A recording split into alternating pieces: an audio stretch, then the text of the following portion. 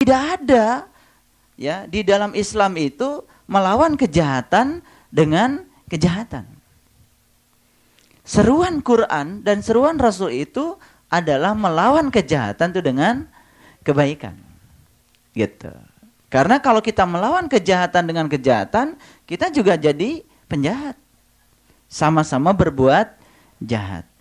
Nah, tapi yang ketujuh ini tidak bisa dilakukan kalau dia belum mencapai yang 6 ini.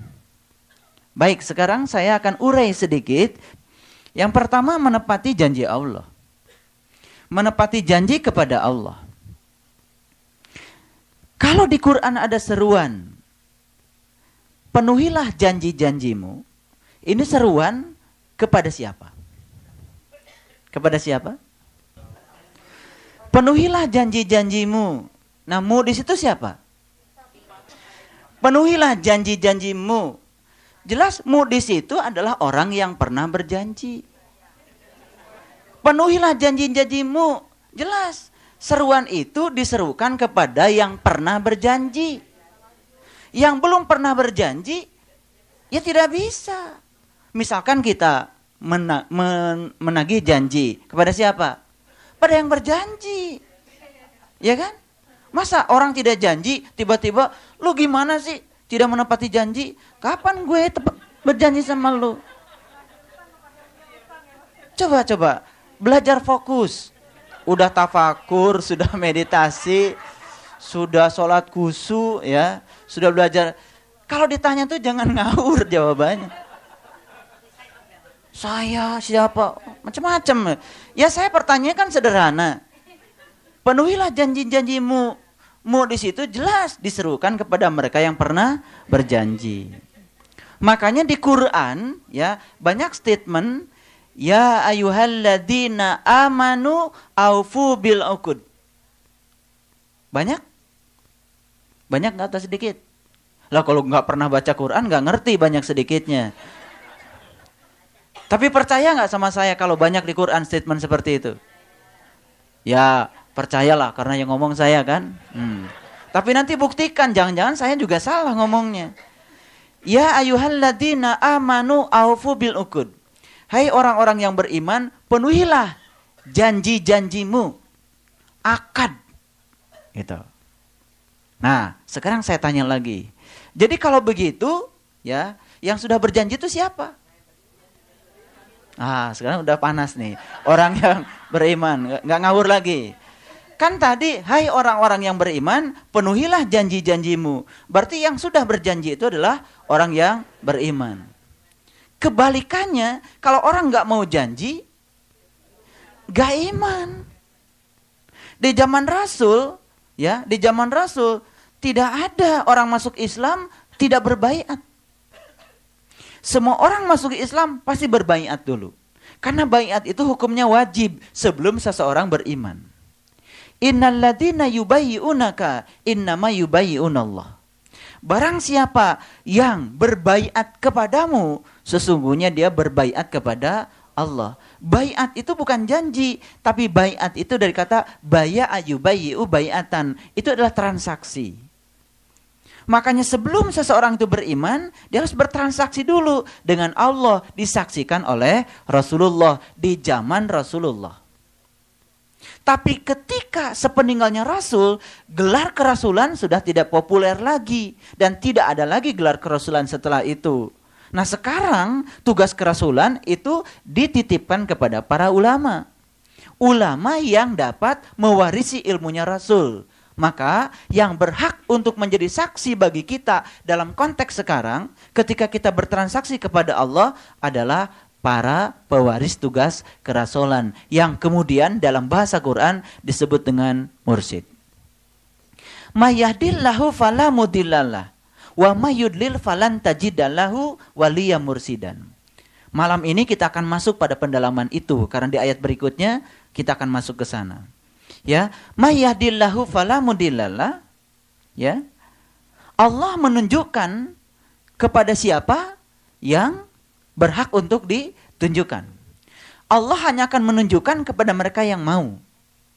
Dan Allah akan menyesatkan kepada mereka yang tidak mau. Bukan berarti Allah menyesatkan. Tapi orangnya tidak mau. Jadi Allah hanya menghendaki mereka yang punya kehendak. Gitu. Karena iradat dan kudrat itu sudah diberikan kepada kita. Allah punya sifat kudrat dan iradat. Allah ada bersama dengan kita. Kalau sifat kudrat dan iradat ada pada Allah dan Allahnya ada pada diri kita, berarti sesungguhnya kudrat dan iradat juga ada pada diri kita. Artinya kita sudah dibagi kudrat dan iradat itu. Ada yang menggunakannya, ada yang tidak menggunakannya. Yang menggunakan kudrat dan iradatnya di dalam dirinya, maka dia akan disetujui oleh yang maha kudrat dan maha iradat. Itu poinnya, penting dulu. Oke. Jadi di Quran ya, kata-kata penuhilah janjimu itu dialamatkan kepada orang yang beriman. Siapa orang yang beriman? Jelas di Quran dikatakan wa'id akhadna mitsaqakum wa rafa'na fawqakumut tur. Dan ingatlah ketika kamu mengambil janji, lalu aku angkat derajat gunungmu. Khudhu ma atainaukum biquwwatin. Pegang teguhlah apa yang telah aku pertunjukkan di gunungmu itu. Wazkuru ma fihi, dan ingat apa yang di dalamnya, la'allakum tattaqun, kelak engkau akan menjadi orang yang bertakwa. Iman dulu, baru kemudian dia akan menjadi orang yang bertakwa. Itu adalah prosedur untuk menjadi orang yang bertakwa. Baik. Ya. Jadi sangat masuk akal sebelum seseorang sampai ke sini mendapatkan sebuah kondisi mampu melawan kejahatan dengan kebaikan, maka tahap awal yang harus dia bangun pada dirinya adalah menepati janji kepada Allah. Di bagian awal sebelum menepati janji, ada sebuah kondisi awal. Apa itu? Sebelum menepati janji, apa dulu? Berjanji dulu. Betul? Berarti sebelum menepati janji, di bagian sini ada dulu. Ada fase awalnya apa? Ya berjanji. Nah, Quran surat Ar-Ra'd tidak cerita janjinya. Karena itu sudah dibahas di sebelumnya. Di Quran surat Ar-Ra'd langsung pada konteks menepati janji. Berarti ini untuk mereka-mereka yang sudah berjanji. Okay? Nah, ikrar yang sudah kita ikrarkan kepada Allah itu ada 6. Ada 6. 1, ya. Ini harus saya bacakan karena di Ar-Ra'd ayat berikutnya ini disangkut lagi oleh Allah. Yang pertama adalah kita ya berjanji untuk menutup aurat keilmuan. Yang kedua, kita berjanji setelah kita sukses menutup aurat keilmuan dan melaksanakannya, kita akan ya beriman dan bertakwa hanya kepada Allah. Yang ketiga, kita akan menjalankan syariat Islam dengan sungguh-sungguh. Yang keempat, ya, akan khidmat kepada guru. Yang kelima, mencurahkan rasa toleran. Nah, toleran itu apa sesungguhnya? Toleran ini tidak mungkin bisa dicapai seseorang sebelum seseorang itu mencapai kedewasaan spiritual. Karena untuk bisa toleran kepada orang lain, memahami orang lain, tenggang rasa pada orang lain, memaklumi orang lain, tidak menjas orang lain, tidak menghina orang lain, tidak merendahkan orang lain, selalu menghargai orang lain. Sifat-sifat yang seperti itu tidak bisa dicapai oleh orang-orang yang belum mencapai kedewasaan spiritual. Berbekal ilmu fikih, hanya menghafalkan itu ini, secara teori tidak akan mewujud menjadi sebuah tabiat atau perilaku. Ya. Oleh karena itu, inilah pentingnya kita ngaji yang seperti ini. Baik, yang kelima. Yang keenam, ya, puncaknya janji kita adalah aku ingin menjadi orang yang berguna bagi orang. Itu puncaknya. Jadi puncaknya ma'rifatullah itu adalah menjadikan diri kita berguna bagi orang lain. Sama enggak dengan puncaknya Ar-Ra'd? Melawan kejahatan dengan kebaikan. Sama enggak? Sama. Nah, ini ada hubungannya dengan apa yang disebut dengan karma. Mohon maaf, ini saya akan bahas sedikit sebelum, karena ini perlu sebagai persepsi untuk memasuki Quran surat Ar-Ra'd yang berikutnya. Baik, apa itu karma? Mohon maaf kalau saya menggunakan istilah ini supaya mudah untuk dipahami. Nah, saya kasih tahu. Kenapa ya karma ini harus kita bebaskan? Kenapa? Dan bagaimana cara membebaskan karma? Untuk membebaskan karma adalah dengan yang nomor 7. Tapi untuk mencapai yang nomor 7 harus mencapai yang 6 dulu. Berarti 1 sampai 7 ini adalah upaya untuk membebaskan karma. Lalu kalau karma sudah bebas, puncak akhir dari pembebasan karma adalah innalillahi wa inna ilaihi rajiun. Betul? Kita kembali kepada Allah setelah semua utang-utang kita dilunasi. Baik, sekarang saya berikan contoh sederhana saja. Hari ini kita difitnah orang. Orang yang telah mencapai kondisi ini sampai nomor 7, ketika dia difitnah orang, ya, maka dia kemudian menyadari, ya Allah, kalau ini adalah cara Engkau untuk melunasi apa yang pernah aku lakukan di masa laluku. Dan kan dia sudah menyadari. Siapa jadi kita pernah melakukan tindakan itu di masa lalu, entah di kehidupan yang mana. Nanti suatu saat, kalau kita sudah paham betul, ya, dan bagaimana cara memasuki alam bawah sadar kita akan tahu 200 tahun yang akan datang kita di mana, 200 tahun sebelum kita ada di sini kita ada di mana, kita akan tahu. Kita akan tahu. Nah, sekarang kita akan tahu kita di mana waktu itu dan kita siapa sesungguhnya. Kita akan tahu. Nah, sebelum kita memasuki itu, saya jelaskan secara detail dulu. Ketika kita difitnah orang, kemudian kita menyadari, ya Allah, mungkin aku pernah melakukan tindakan ini di kehidupanku yang lalu. Dan sekarang Engkau telah membuktikannya ayat laha maka sabat wa alaiha maktasabat. Itu bahasa Qur'annya. Bahasa sederhananya adalah karma. Engkau sedang melunasi utangku di masa lalu. Ketika kita sadar, sepenuhnya sadar bahwa apa yang terjadi pada diri kita sebagai upaya Allah untuk melunasi utang kita di masa lalu, apa yang akan terjadi? Damai kita? Damai. Tenang kita? Tenang. Bahkan bersyukur dengan itu, bahkan ujungnya kita bisa melawan kejahatan dengan kebaikan. Paham sampai di sini? Tapi kalau kita kemudian melakukan fitnah baru lagi,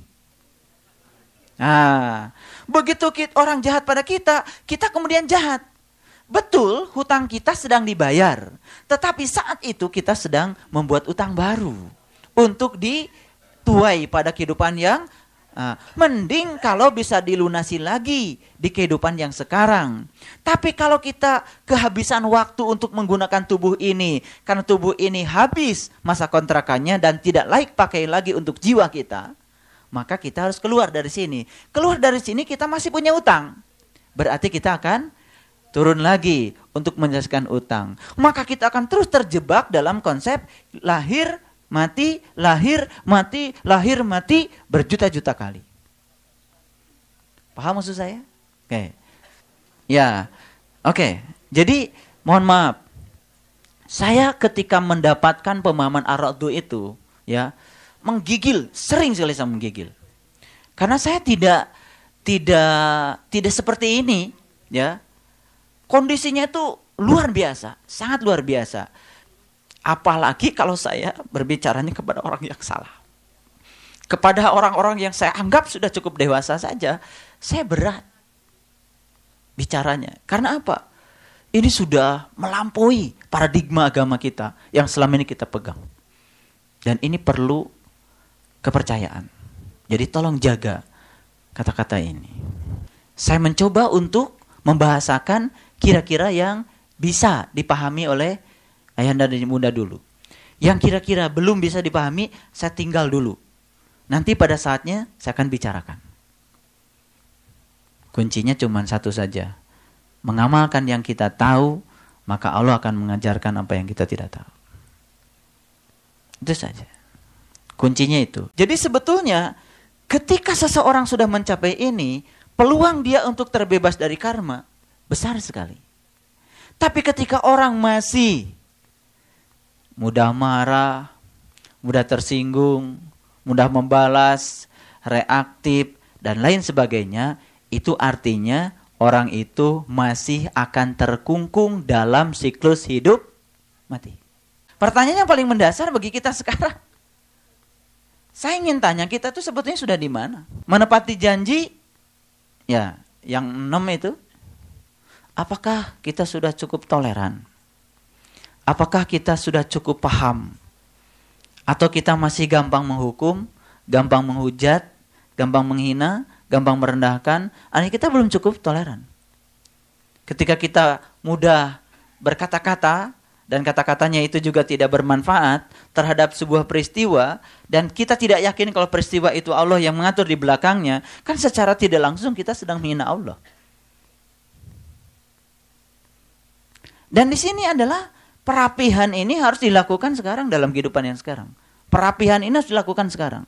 Kalau ini tidak dirapihkan dari sekarang, kemudian terbawa, nah ini di kehidupan yang akan datang, ya lebih sulit lagi. Nanti kita akan masuk nih ke bahasan aradu. Baik, jadi kalau kita sudah bisa mencapai ini, tolong perhatikan, ini hierarki. Ini dulu ditepati. Baru kita akan masuk ke sini. Baru kita akan masuk ke sini. Baru kita akan masuk ke sini. Bukan berarti sholat tidak penting. Karena ujung dari semuanya itu adalah ini. Oke, sekarang saya akan menggunakan bahasa universal. Ada nggak orang lain yang dalam tanda kutip tidak sholat secara syariat seperti kita, tapi dia memiliki yang nomor 7? Ada? Jadi kalau ada, berarti ada jalan lain di luar ini yang bisa mencapai ini. Disitulah kita harus toleran. Lalu kita menghujat mereka, menghukimi mereka, karena mereka tidak upacara seperti kita. Subhanallah. Mereka upacara. Bisa jadi mereka upacaranya lebih hikmat dari kita. Paham maksud saya? Oke. Jadi sebetulnya kalau kita melihat ini, puncaknya agama bukan di sini. Sholat bukan tujuan. Sholat itu adalah sarana untuk mencapai tujuan. Infak bukan tujuan. Infak juga sarana untuk mencapai tujuan. Kalau lihat hierarki ini, infak itu setelah sholat. Betul nggak? Kalau sholat itu kan individu.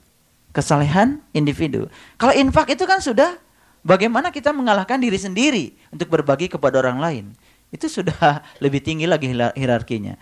Kalau sudah mencapai ini, baru bisa masuk ke sini. Baik, mengerti ini? Nah, bagi mereka yang telah bisa mengalami ini semua, maka Allah akan hadiahkan apa? Hadiahkan ini hadiahnya. Maka ciri ahli surga itu, ya ciri ahli surga itu ucapannya selalu damai dan mendamaikan. Cocok nggak dengan nomor 7? Cocok. Nah, kalau sudah dapat hadiah itu, maka puncak yang berikutnya adalah diwisuda sama Allah di sini. Wisuda. Wisudanya apa? Allah menyampaikan salamun alaikum bima sabartum. Itu wisudanya. Ya. Jadi ternyata untuk mencapai yang nomor 7 itu diperlukan apa? Satu kata kunci yang namanya sabar. Salamun alaikum bima sabartum. Nah, dari semua itu kuncinya cuma satu kata. Jadi yang 7 ini kalau dikumpulkan cuma satu kata. Apa? Sabar. Pantas kalau Allah selalu mencintai orang-orang yang sabar. Ya. Paham? Nah, sebelum wisuda pasti ada ujian sidang dulu kan? Ada ujian sidang. Nah, siapa yang akan diwisuda oleh Allah? Yang sukses mengamalkan ini. Dan ini tidak akan sukses diamalkan di ruangan ini. Ini sukses nanti ketika keluar dari ruangan ini. Tiba-tiba kita dihadapkan pada orang yang ya menyakiti kita, mungkin menghujat kita, mungkin memfitnah kita, mungkin menzalimi kita, mungkin. Nah, ketika kita dihadirkan peristiwa, kemudian saat itu kita larut, marah, udah gak lulus ujian sidang, diwisuda? Lah enggak. Nah, ketika kita masih marah, itu artinya ada problem antara 1 sampai nomor 6. Problem di situ. Jadi saya selalu membuat peta Quran seperti ini supaya kita dapatnya itu ngeklik gitu. Jadi saya selalu mengatakan keluar dari ruangan ini ada sesuatu. Tiap hari saya dapat pemahaman yang luar biasa dari Al-Quran ini. Jadi saya pelan-pelan saya keluarkan supaya saya juga tidak menjadi terbebani. Karena ini amanat dari Allah. Nah, ini pun saya pilah-pilah mana yang disampaikan dulu sekarang. Nah, saya kalau terlalu revolusioner nanti bisa kaget. Baru gini aja udah kaget. Ya. Saya mau tanya, luar biasa nggak Al-Quran? Ya, pelan-pelan kita semakin bisa menghargai Al-Quran. Pelan-pelan. Baik, ya. Mudah-mudahan kita setiap hari diwisuda oleh Allah. Mudah-mudahan. Nah, kalau yang mengaminkan itu bersiap-siaplah untuk dapat ujian sidangnya. Amin itu pulang dari sini pasti dapat itu. Dapat. Pasti itu. Ya, di sini belum lulus. Ini baru kelas ini kelas semu namanya. Ya. Masih teori. Jadi sebetulnya prakteknya di kehidupan yang nyata. Saya cuma ingin mengingatkan saja. Setidak-tidaknya kalau sudah diingatkan, masa iya gitu kan? Walaupun sempat kelupaan, buru-buru ingat lah gitu ya. Ya kan? Kan saya sudah jelaskan tempo hari, ciri orang yang bertakwa itu bukan orang yang tidak melakukan kesalahan. Tapi orang-orang yang pernah melakukan kesalahan, tapi kemudian dia lebih cepat menyadari kesalahannya. Itu. Baik, sekarang kita masuk pada ayat yang berikutnya.